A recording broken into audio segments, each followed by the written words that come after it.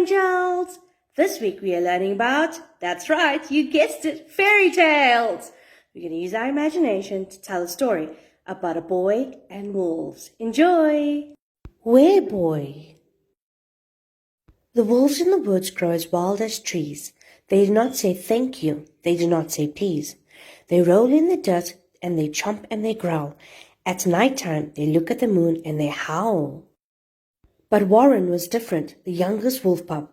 He would not go howl, he would not look up. Instead, he ran back to his cave to go hide, and you would not believe what would happen inside.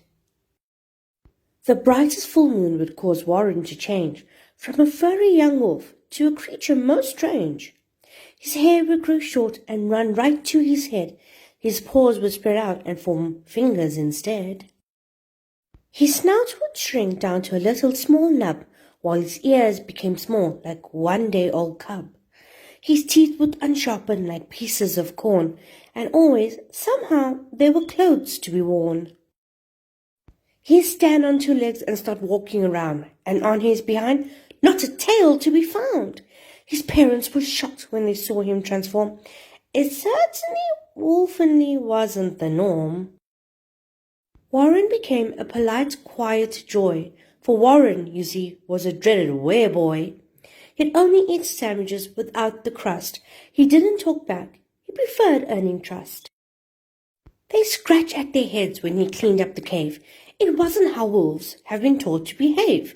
His bedtime, he found, was just one tad too late, so he marched off to sleep without any debate.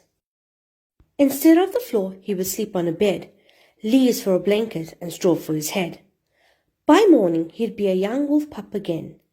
They all kept the secret together, but then a pack celebration to honor Sinclair, the eldest of wolves, the whitest of hair. When it came time to howl, they all looked around, but the family of Warren was not to be found. They came to the cave and asked why they hid, and that's when they saw him, well, a kid.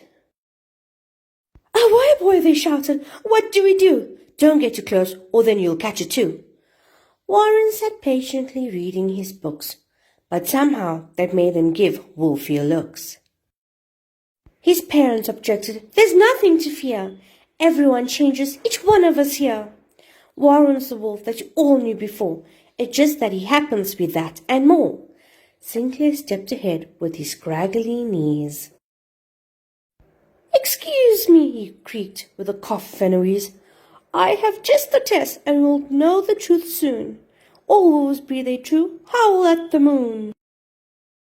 So the pack gathered round and they brought him outside, and Warren did something he hadn't yet tried. He lifted his head and he puffed out his chest, looked straight at the moon, and he gave it his best.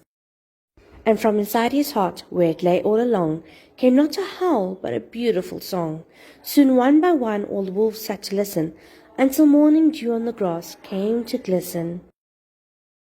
His parents, Sinclair, and the wolves from his pack watched the sun change him from wereboy to back, and they saw him this time as they had not before, a wolf, a boy, and forever much more.